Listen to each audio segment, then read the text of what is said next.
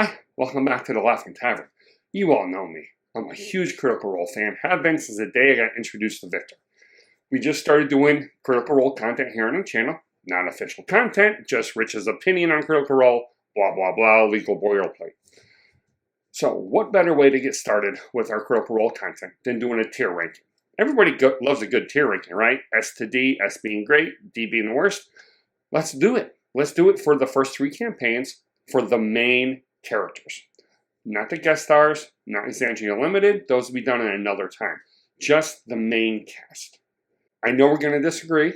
These are my opinions, not yours. You're free to yours. I'm free to mine. If you want to talk about it, hit me up in the comments. But let's do so civilly. Without further ado, let's jump right into the tier ranking the characters from Critical Role.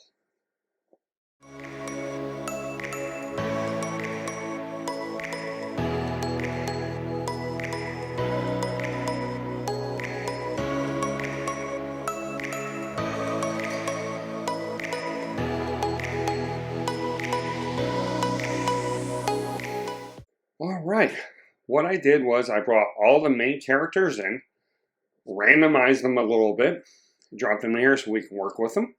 Also, before we really jump in, let's talk today's sponsor, Dubby, because I'm a little bit dehydrated today, so Dubby's on my mind. Take it away, Advertising Rich. This video is brought to you by Dubby. When you feel run down or need a pick-me-up, do you reach for one of the expensive energy drinks? What if I told you there's an energy drink out there that costs about $1 for 16 ounces? What if I told you this energy drink would be jitter and sugar-free? Well, it's all true, thanks to the folks at Dubby. They make energy powders that you add to water and the flavors all taste amazing. You get dehydrated easily? Well, Dubby has hydration powders that also taste great and work very well. I work 10-hour days and then have to run a 4-hour session of D&D, and I always reach for the Dubby energy powder before the session starts. Not only does it pick me up, but my focus also increases drastically, allowing me to run intense combats so much better. I don't do well in the heat, and when I'm doing yard work, I get dehydrated very easily and quickly. Well, the Dubby Hydro Powder is a godsend. Not only does it taste amazing, it works as advertised and even helps stop the migraines I normally get after yard work. So, click the link in the description to go to Dubby to let them know the Laughing Tavern sent you and enter the code It's a Mimic at checkout for 10% off your order. Thanks to Dubby for sponsoring this video. Thank you, Advertising Rich. Let's get this done. Alright, so let's start right off the bat. Let's discuss the rankings. S are going to be those characters that were my all-time favorite. They were played well by the player. Just the build, the options, the choices made. Now, I'm not going to hold the players themselves to the rankings too much. Their effects going to be there, but not totally. You had, for campaign 1, you had everybody pretty much playing for the first time with a few exceptions of Marisha and Taliesin. I believe Liam might have played, but it had been a long time before that. But they also switched from Pathfinder to D&D 5e, which brought among its own weirdness that the characters had a hard time, adjusting to. So, while that may play a part, it's not going to be a big part. You'll also notice there's one character missing from the first campaign. Won't mention his name here. If you're curious, if you know, you know. If not, check out this video over here by Super Geek Mike. He talks about it. So go check those out. That video out. It's well worth watching, especially if you're unsure. And there's a reason why most people will start campaign 1 at episode 27 if they're watching the live stream. Big reason why. So he's not on here because I love the character himself, but not the player. So I didn't want to put that in here, but I love the idea of the character. When that's enough said about that character. All right, so let's do this. Let's start with Beau. Beau Lionette from Campaign 2, The Mighty Nine. Beau is the monk, Cobalt Soul monk. Let's see. Man, Beau was good. I love the attitude. You know, the don't give a shit attitude. Man, let's put her in. Let's put them in to A for right now. We might move them around a little bit. These rankings aren't final until it's done. Percy. Oh, Percy. Percival von Rollo, blah, blah, blah, von Rollo. He's S tier. I love Percy. I love the gunslinger build. Taliesin himself is an amazing player. Lots of years of experience under his belt. So he can handle a new class that Matt built, the gunslinger class. I just loved the attitude. I love the backstory, the character arc. Oh, by the way, there may be spoilers if I haven't mentioned it and haven't figured it out yet. Just so you know. The character arc with the Briarwoods is still among the best ever. He's got to be S tier. Orym. Orym's a little, let's see, I'm not putting him. I love Liam. Liam's a great player. I think Orym's going to be a B. Battlemaster fighter, which I'm not a big fan of the Battlemaster as a player. I love the idea. He played it very well.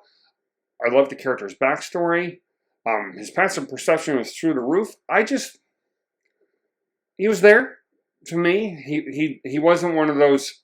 He had some great moments, especially against the simulacrum fight of Ludinus. He just went off. The action surge is great. It just didn't really hit that much for me. Pike Trickfoot. Love Pike. Love Ashley. In reality, Ashley was not there for a good portion of Campaign 1. She missed good big sections of it at the table. I'm going to drop her into C.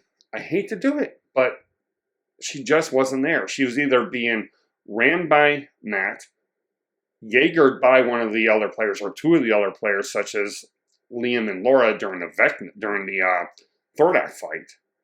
So there was a lot there. I love what they're doing with her on the animated series, but in terms of Critical Role, Campaign 1, it's just not fair to Ashley when she wasn't able to be there due to filming on the blind spot. But I think I'm going to put her into a C. Vax. Man, Vax was great. I loved Dagger, of course, iconic. I loved the whole thing with the Raven Queen after Vex's death, especially when you know that Liam's own mom was not doing well during a lot of that. So he was bringing a lot of that to the table. One thing about Liam is he dives into his character. Emotions just gets in, which I love. He did it with Orym too. Vax, I just love that Dagger. Get hasted. He played him well.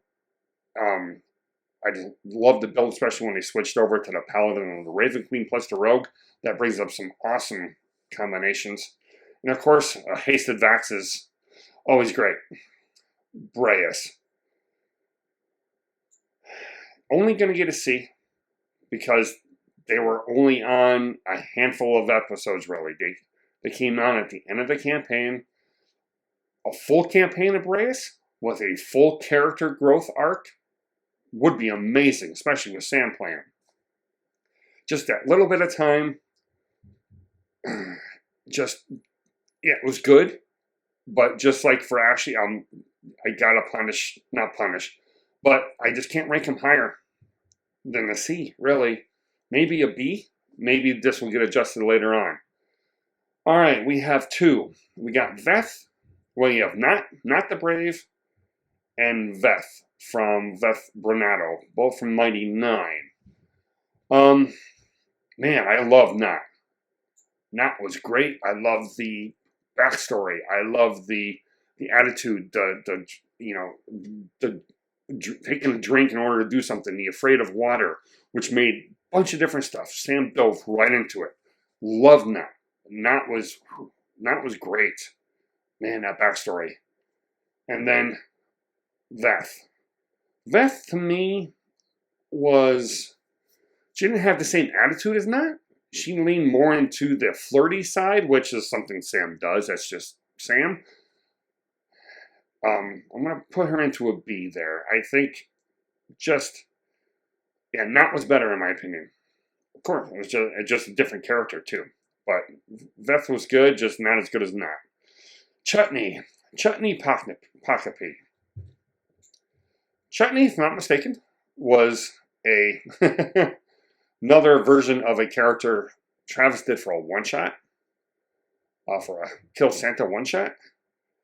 Started off as a B to me, but Chetney at the end, especially after the Hag stuff with Nanamori, when Chetney got fans, and Chetney got the the fanboys. But Chetney also grew on me a lot. I love the roll in the D100 every day after a long rest. Had to have one of my players do that, and my player died the very first time they rolled it. Not like Chetney, who lasted the entire campaign. Chetney was great. Like I said, there's a lot here in the A. We may have to balance this out a little bit. Ashton. Man. Was not a fan of Ashton. I love the idea of the crazy stuff going on in the head. I love the new class for the Barbarian with all the Chaos Burst stuff. That was great. I just don't think it hit. At least not for me. There's also some choices that Ashton was making that I just didn't understand why he made them, because I don't think at that point in the campaign they would have made those choices. Earlier in the campaign, yes, but not later when everybody had character growth. So, and to me, it just seems like this is Talison's worst character. His other characters were well thought out and very well dived into, explored. Ashton, to me, seemed kind of flat. Kind of typical barbarian punk just against the world, and that was about it. Caleb Widowgast. He's definitely an S tier. Caleb, especially the backstory, the character growth, just, like I said, Liam dives into his characters, and Caleb was just the backstory was so sad and tragic, but also, which D&D, right? But not in a typical way. And the way he grew and accepted the group was just amazing. Fearne Calloway. Fearne, to me, started off as a D. I was not a fan of Fearne, even in Exandria Unlimited. But by the end of the campaign, Fearne got up to a B. I liked the choices Ashley made for Fearne. Fearne grew, unlike where in comparison to Ashton, they both started off basically about the same in terms of attitude towards the world and all that. But Fearne just seemed to grow a little bit more. Still wasn't a big fan at the end, but it was a great character. Probably Ashley's favorite character she's done, so I may have to rethink this B ranking. Taryon Darrington. All know that was from Campaign 1, Vox Machina. Taryon Darrington. Gotta be honest, first couple of times watching Vox Machina, Campaign 1, not a Taryon fan. Not whatsoever. But all of a sudden, like the third or fourth time watching the series, Taryon clicked in me. I finally understood what Sam was really trying to do with the character. Still not my favorite character. I love the Darrington Brigade, that stuff. Oh, that stuff is great. But within Vox Machina, it just seemed like it was a way for Sam to have fun without being serious, and being able to play the coward and being able to play the rich guy without having to do much else. And I get it, and that's why it took a little while for it to click. But I'm going to put Taryon in a B. Laudna. Laudna, to me, is one of my favorite characters. The backstory, once it was revealed what it was, and the tie-in to Campaign 1 in Vox Machina, wow. And then the whole Delilah stuff, and she grew. And the fight she had internally with Delilah was awesome drama. Let's see. Jester. Is there even any doubt where Jester Lavore goes? Jester is an S tier and is probably the top of the S tier. And I will go through and rank these tiers individually just to get a better layout. But yeah, no, Jester was awesome. Jester is easily Laura's best character. Just the way it was done, the way she handled it, all the great moments.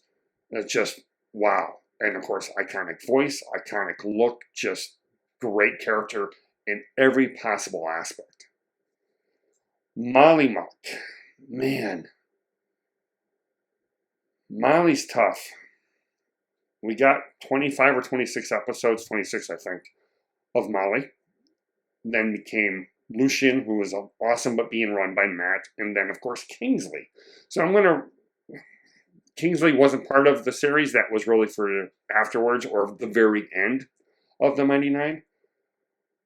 But Molly was in for just 20-something episodes. I think Molly could have given Percy the run for Talison's best character. And a full campaign of Molly would have been amazing. Molly and Scanlan had similar vibes to me. Similar mentality and personality. But I would have loved to have seen a full campaign with Molly. Now, 26 is a long time. That's almost a quarter of the episodes they did. So I'm not going to give Molly a C. I'm going to bump Molly up to a B. Just because they were there for 20 plus episodes. Unlike Braius, who was there, felt like a lot shorter. Caduceaus. Caduceaus, of course, was the character Taliesin played after Molly. Caduceaus was awesome. I love you couldn't have more polar opposites of Molly to Caduceaus, right? You had the full bard-like, carnival barker, literally, attitude of Molly to the laid-back, tea-sipping grave watcher of Caduceaus. Completely different play styles, completely different, but Taliesin, as always, just dove right into it. Caduceaus was amazing. Caduceaus, to me, is almost S tier, but it was a silent S tier. If you look back, he had some great sayings. You don't realize just how good Caduceaus was because Caduceaus was never the forefront. There's only a couple of times, maybe when he got the how do you want to do this, Caduceaus was never in the front of anything, but did so well doing what they were supposed to do as the cleric, which is sit back and support the party. And he did that so well.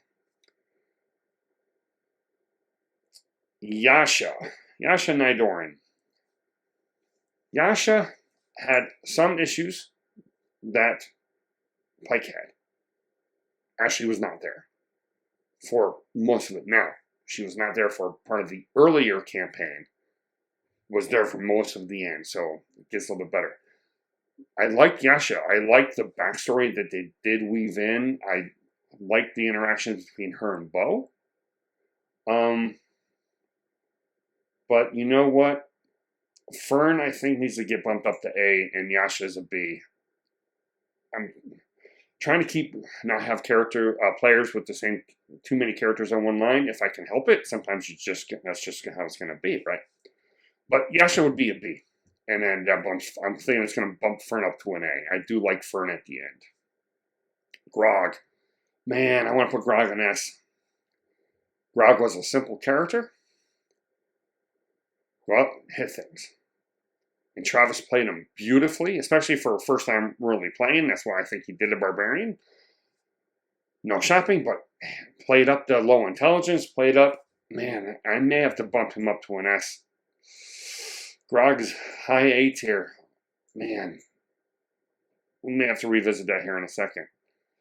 Dorian Storm. Dorian was only there for parts of the campaign. He was a Exandria Calamity character.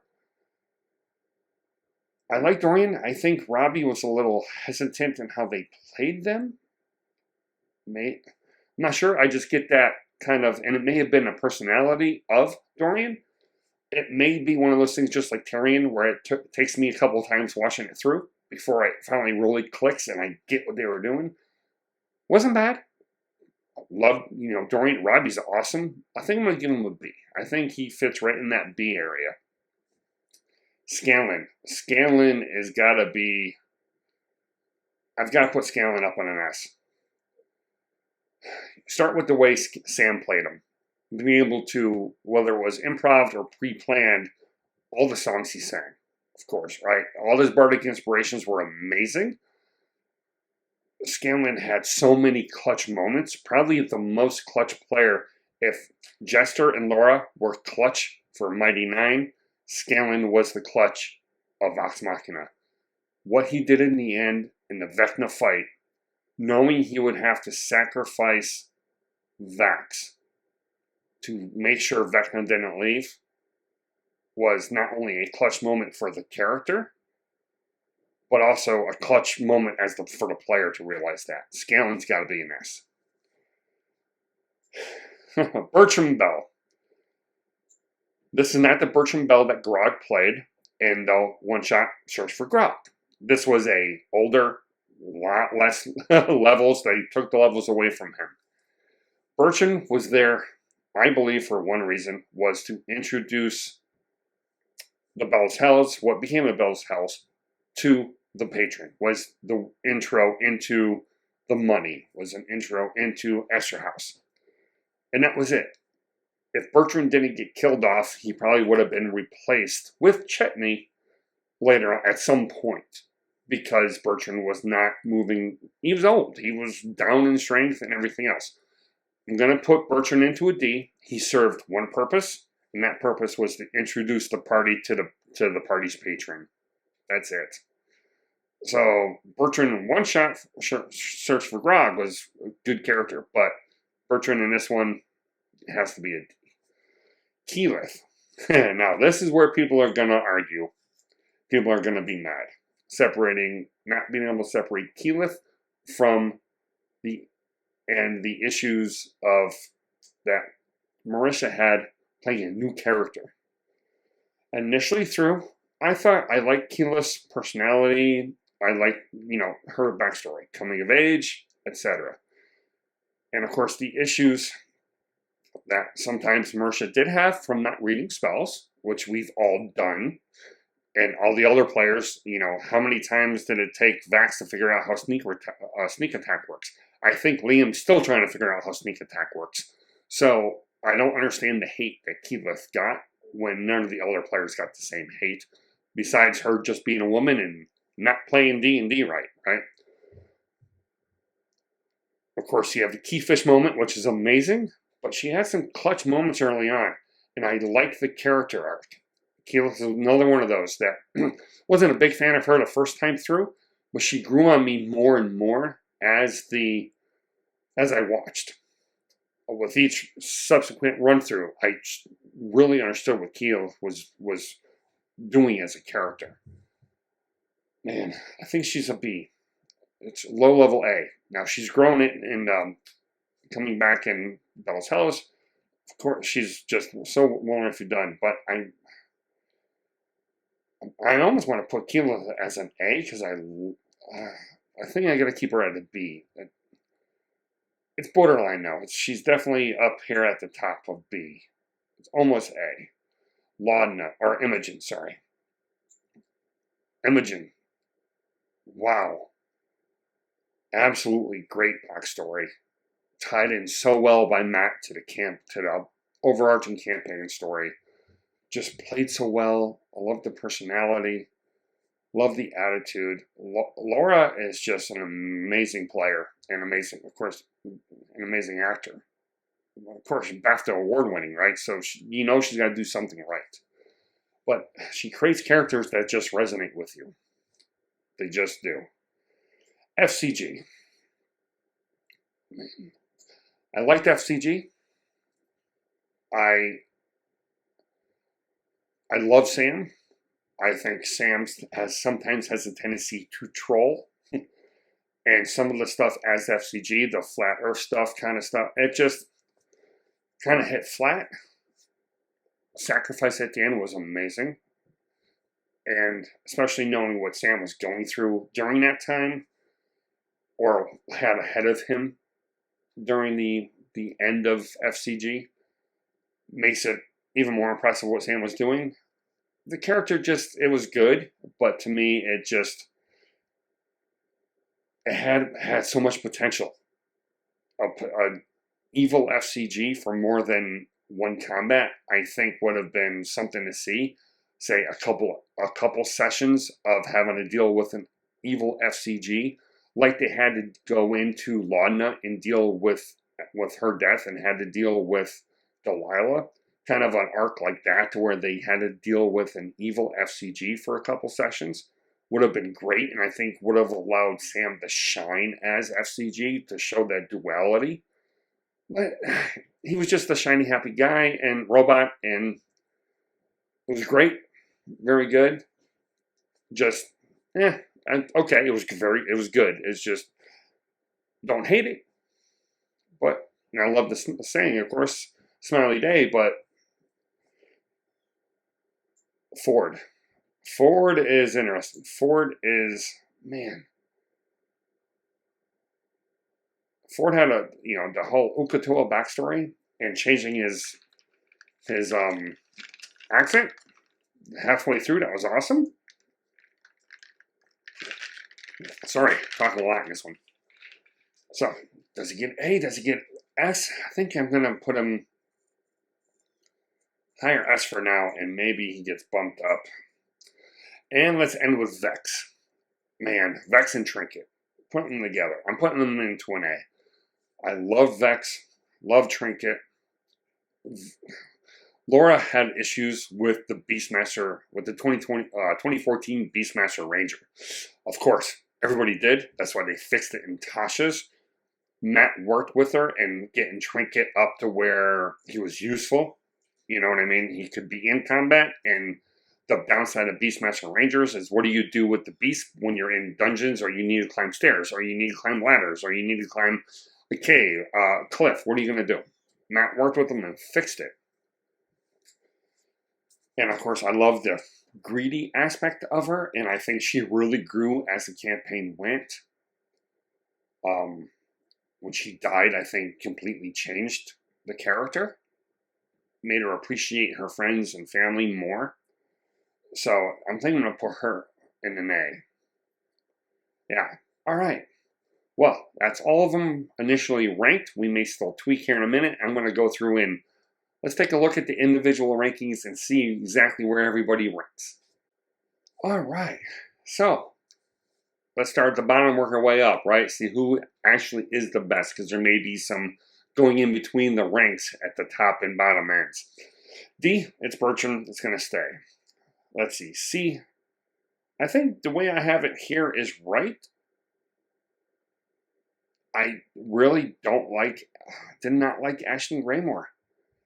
Man, I love the potential of the class. And, for Braius, it wasn't his fault. He only had, so many episodes. And Pike actually was out filming it. So I think that's about right. So let's look at the B tier here. Taryon. Molly, I'm going to move Molly up. Molly gets moved up. I think Orym goes behind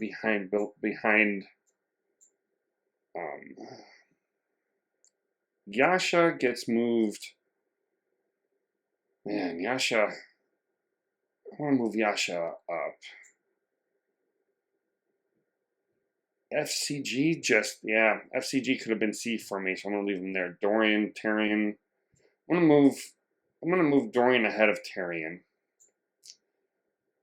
Veth. I'm going to move Veth down ahead of FCG. Orym, Keyleth could be an A. Alright, now is where we get into the real contenders here. Everybody on A could be an S. And they're probably S's for somebody out there. Each one of these characters is an S for somebody. And each one's a D. We're going to have that. Fearne's an A for sure. Vex, I'm going to move Vex ahead of Fearne. Chetney, I'm going to move Chetney down. Nott, I like Nott. You know what? I'm going to put Vax and Vex together. Why not, right? Their character arcs were so tied together. It's just, they should be together, right?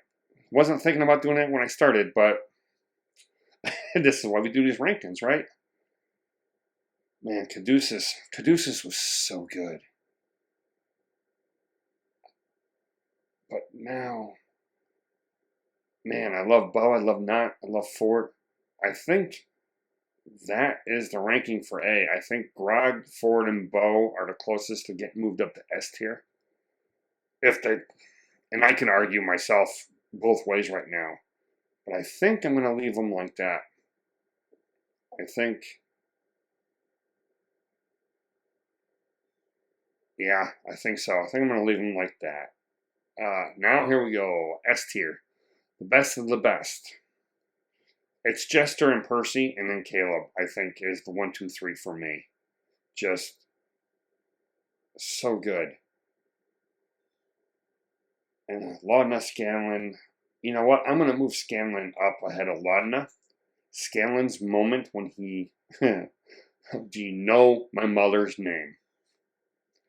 If you know, you know. I don't want to spoil it too much for people, but Scanlan and then that Vecna moment, sacrificing his best friend Vax. Or actually, sacrificing Liam. That was Sam not wanting Liam to leave the campaign. So, that moment, but he did it for in character. It's Imogen and Laudna. Of course, those two are together. Funny how that works out, right? Yeah, I think that works. I think this ranking, Jester, clearly number 1, then Percy.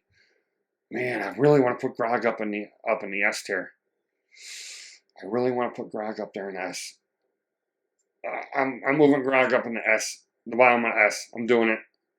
I think Travis, the way he played him was just so good.